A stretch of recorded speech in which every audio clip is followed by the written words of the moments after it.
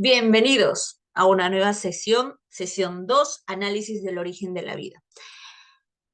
Me presento, mi nombre es Lisbeth Diana Inga Reyes, de la Universidad Nacional de Educación Enrique Guzmán y Valle, de la Facultad de Ciencias, Departamento Académico Química, Física y Biología. Vamos a hablar en el área de biología con el docente Mario Pozo. Soy del primer ciclo de la sección C7. Avancemos con el análisis del origen de la vida. Para hablar un poco sobre el origen de la vida, debemos saber quién es Alexander Oparin. Nació un 2 de marzo el año 1894 en el Imperio Ruso. Falleció el 21 de abril de 1980 a los 86 años, ¿no? Moscú, Unión Soviética. Nacionalidad soviética, ¿no? La religión que toma es muy importante porque es ateísmo, ¿no?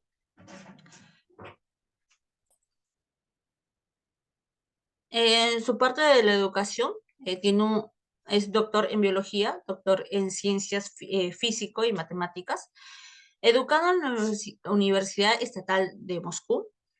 Su ocupación era biólogo, bioquímico y químico, área de bioquímica, biología y química.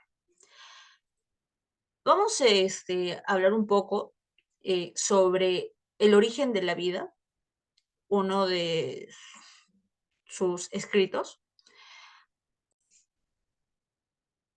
Entonces, ¿cómo empezó el origen de la vida para Oparin? Como Oparin siempre admiraba a Darwin sobre la creencia, ¿no? De lo que tenía, le dio varias ideas. De ahí sacó este libro, El origen de la vida, que fue muy destacado en realidad, ¿no? Lo que he hecho yo es un análisis de cada capítulo del que se ha dado. Son 7 capítulos. Entre ellas, vamos a empezar con el primer capítulo, ¿no? Para empezar, hay un prólogo donde habla el pequeño resumen que se ha dado. El hombre siempre ha tenido las mismas preguntas de cómo es que llegó a la Tierra, cómo es que ha evolucionado y si ha evolucionado, cuál es su principal fundamento y la reproducción. Estamos hablando de cómo ha iniciado su vida. En el primer capítulo vemos la lucha del materialismo contra el idealismo y la religión en torno al apasionante y discuto problema del origen de la vida, ¿no? El libro empieza como digo, con las preguntas.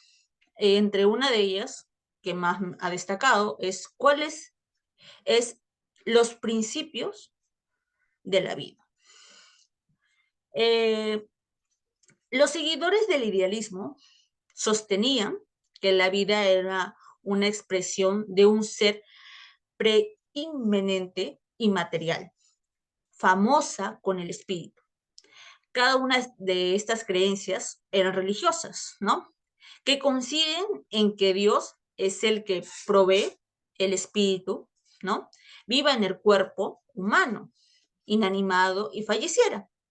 Y dicho espíritu del ser es vivo en verdad. Según Oparin, hablas también de Platón, ¿no? Su propuesta, que lo vegetal y animal solo poseen vida y solo pueden estar viva una vez que el espíritu entra en ella.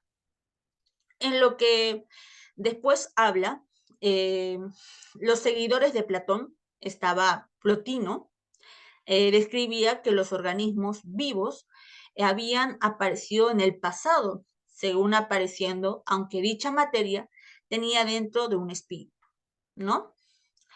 En los seguidores, hablamos de igual modo que el venable Agustín, aparecía la concepción espontánea de cualquier ser vivo en una expresión del ser divino, ¿no? En sus escritos, Tomás Aquino muestra que el ser vivo nace de la animación de la materia, fijo, de los reptiles, que los reptiles venían de la putrefacción del lodo marino. Engels refutó la religión de que la vida se crea sin que importe las condiciones del medio. Creía que la vida era resultado del avance de la materia, ¿no? La corriente mendelismo morganista cambia el raciocinio a los biólogos que afrontan al idealismo, ¿no? Con la expresión de que no se puede resolver la incógnita de la construcción de la vida solo viviendo a partir del materialismo. En el primer capítulo nos habla sobre que hay dos formas de cómo es el materialismo, tanto el idealismo y la religión, ¿no? Es una lucha que se está atravesando para reconocer el problema que es el origen de la vida. En el capítulo 2 habla sobre teorías de la continuidad de la vida. Oparin añade de que aquel análisis adversa a la probabilidad de la construcción de vida entra a etapa con otras condiciones. Acá recopila dos teorías basadas en generación de la continuidad de la vida. La teoría de Preyer, eternidad en la vida, y la teoría cosmosis, ¿no? O de la pasmermia. Mientras tanto, los seguidores de la teoría de pasmermia mantienen que la vida existe de forma eterna, que no fue construida ni se ha creado materia inanimada. En Oparin concluye que los principios de la vida no vienen del espacio exterior, sino en las fronteras del mismo mundo, ¿no? Como dice Oparin, está buscando recopilar teorías para la generación de la continuidad de la vida. En el capítulo 3 habla sobre el origen primitivo de las sustancias orgánicas más simples, los hidrocarburos y sus derivados, ¿no? La primera etapa de la formación de la vida ha podido haber sido la construcción de la flora y fauna. A simple vista se aprecia que está compuesta de carbono como un componente importante, ¿no? En las sustancias orgánicas, este factor se combina con recursos como el hidrógeno, el oxígeno, nitrógeno, azufre y fósforo, ¿no? La contestación podría ser a que inmediato de la construcción del Sol, el polvo cósmico dio origen a los planetas, a la vida primitiva, debido que esta nube cósmica han conseguido rastros de hidrocarburos y agua, todo lo cual es necesario para originar las sustancias orgánicas primitivas. Como los resultados de la actitud de los combustibles fósiles y sus derivados oxigenados, se inventaron organismos, moléculas que tenían diferentes combinaciones de recursos, ¿no? Carbono, hidrógeno, nitrógeno y oxígeno. En este tercer capítulo habla sobre hidrocarburos, ¿no? Como vemos, está dando más explicación sobre cómo es la primera etapa de la formación de lo que es la vida. Está dando continuidades de las teorías, ¿no? Que se han dado a lo largo de la historia. En el capítulo 4, el origen de las proteínas tienen un papel importante en la construcción de la sustancia viva. De esta forma, que por medio de varios estudios, se concluye de que al combinarse entre ellas, las moléculas de las sustancias orgánicas formaron moléculas de proteínas más complicadas, que son primordiales para la vida. Las moléculas poseen varios átomos que poseen un orden específico que componen cadenas largas como ramificaciones, ¿no? De forma que es lógico imaginarse que hace millones de años el mundo en su capa líquida se formaron sustancias como proteínas primigenias, ¿no? Sin embargo, claro, no serían las mismas cadenas proteínicas de esta época. Los aminoácidos en su estructura molecular estaban enlazados por las mismas uniones de las proteínas recientes. La exclusión en este medio de las primitivas es la manera de que ordenamiento de las cadenas eran menos precisas. Como sabemos, en el cuarto capítulo habla sobre el origen de las proteínas y cómo es lo que piensa y cómo juega un papel importante, ¿no? En lo que es la construcción de las sustancias vivas, ¿no? Que concluyen combinarse entre ellas, que son las moléculas, los átomos, ¿no? Que tienen un orden específico. En el quinto capítulo, origen de las primitivas formaciones coloidales, los compuestos de baja masa molecular, como alcoholes, azúcares, al disolverse en agua, se deshidratan a un tamaño mínimo y se descomponen de forma uniforme en la solución como moléculas en solución que son sin dependencia entre sí. Por ello, sus características permanecen subordinadas a la composición de sus mismas moléculas. Mientras aumenta su tamaño molecular, añade otras novedades más complicadas, conocidas como coloides, ¿no? Las resoluciones diluidas con baja masa molecular son estables, en los cuales el grado de la fragmentación de esa sustancia y el reparto uniforme no se modifican por sí solas. Lo contrario pasa con las moléculas de alta masa molecular, generan resoluciones coloidales que se caracterizan por ser inestables. Entonces, en el quinto capítulo, origen de las primitivas formaciones coloidales, habla sobre la reducción por la deshidratación de azúcares, alcoholes, ¿no? Habla sobre cómo es que se añaden otras novedades, ¿no? Como coloides, cómo aumenta el tamaño molecular, ¿no? En los cuales el grado de fragmentación de esa sustancia se modifica. En el sexto capítulo tenemos la organización del protoplasma vivo. Hablamos sobre la masa del protoplasma, es líquida, compleja, formada por sustancias orgánicas de enorme masa molecular, como las proteínas y los lípidos. Aquí permanece flotando de forma independiente, en particular de modo de filamento, inmensas moléculas proteicas disueltas y aglomeradas en aquellas moléculas. Las partículas son tan disminutivas que no son visibles a grado microscópico.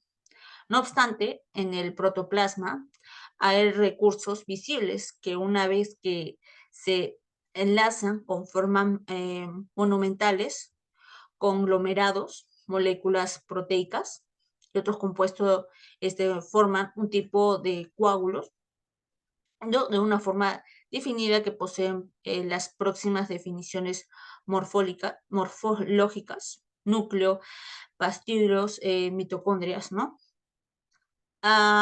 Aquí en el sexto capítulo debemos entender una cosa. El origen de la vida fue... Entonces, el origen de la vida fue en el siglo XX. En estos momentos estamos hablando sobre lo que se ha sabido nada más. No critico esta parte de este capítulo 6, ya que es una parte que en su momento fue lo más actual. Sabemos que por ahora hay otras formas, pero por este momento veo que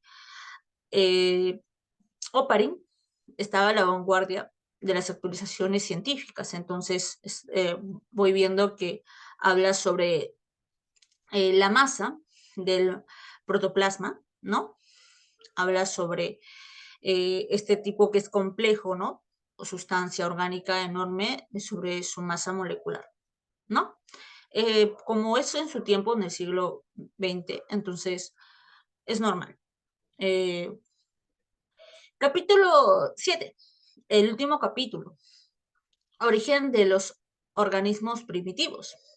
De forma que nació una totalmente nueva forma de la materia y de esta forma ha sido como se produjo la evolución que trajo la construcción de los seres vivos más simple en la extensión de la Tierra.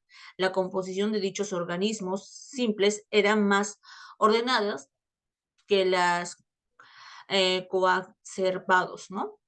Hace millones de años solamente existían vida en los mares, hace 350 millones de años, surgieron la fauna marina.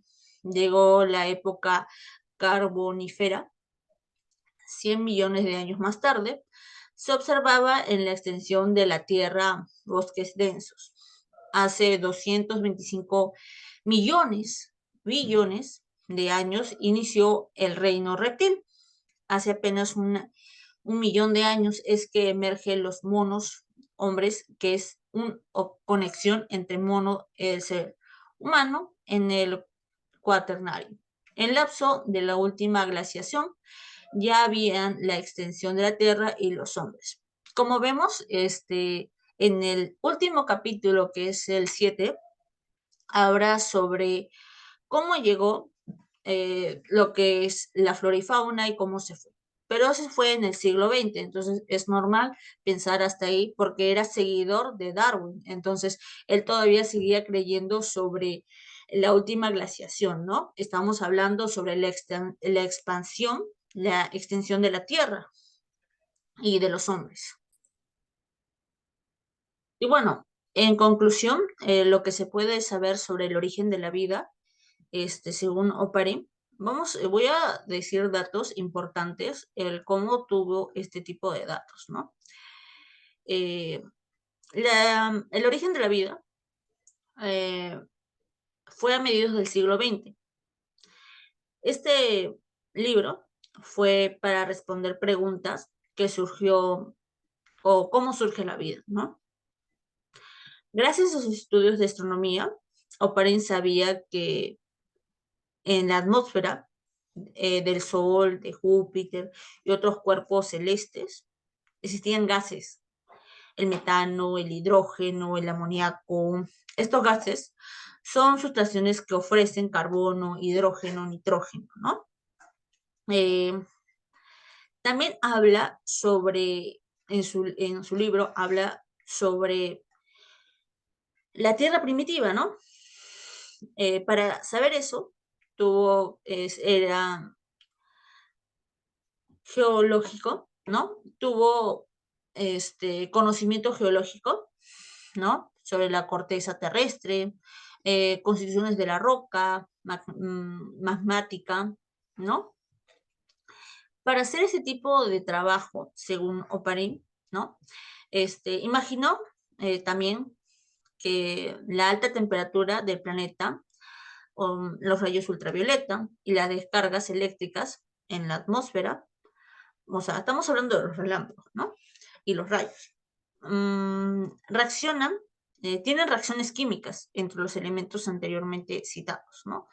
Estas reacciones son aminoácidos, ¿no? Hablando sobre las discusiones que tuvo en ese tiempo, diversos genetistas han objetado el modelo gradualista de Oparin, ¿no? Eh, que en el momento clave, en la aparición, era necesario eh, que aparecieran los primeros genes. Como hoy en día se conoce acerca de la estructura de la química del ADN, ¿no? Los genes y muchos científicos admitían eh, que es evidente que haya existido un gran nivel de complejidad debido a que alcanzando en sí desde el comienzo de la vida, ¿no? Por otro lado, Oparin mismo creía que era imposible recopilar sus creencias darwinísticas, ¿no? Con la idea de una evolución gradual. Ujú. Eh, en la medida que iba hablando sobre el origen de la vida, hay varias teorías que tienen explicaciones en su momento, porque él era un químico, biólogo, entonces buscaba las respuestas que tenía el ser humano, buscaba lo que Darwin quería refutar. Entonces, siento que en la actualidad debemos saberlo, más de eso, seguir construyendo y buscar la verdad, más no tener, idealizar a alguien más, como dice, sino buscar la verdad del ser humano. Oparin, siendo bioquímico, biólogo, bioquímico, ¿no? Y químico, a largo estudio que ha dado la teoría del origen de la vida, ha respondido a sus preguntas. Estoy conforme porque en sí siento que el materialismo es lo que hace al hombre, ¿no? En parte de que el idealismo es la fe que contiene el hombre, porque hay que ser realista. Oparin habla sobre esto porque es ateísmo, es ateo, ¿no? Entonces, él no cree en una fuerza superior, sino él ha tomado los ejemplos del ser humano y ha sabido que necesitan en quién creer para tener una respuesta en su tiempo. Entonces, esas son discusiones, pero sobre el materialismo. En conclusión, mi más sentido respeto es a Oparin por su momento, porque es muy criticado ser un ateo en ese momento, ya que la religión también estaba en debate porque es la Unión Soviética. En ese momento era un momento caliente, ¿no? Y eso sería todo. Muchas gracias, nos vemos en la siguiente sesión.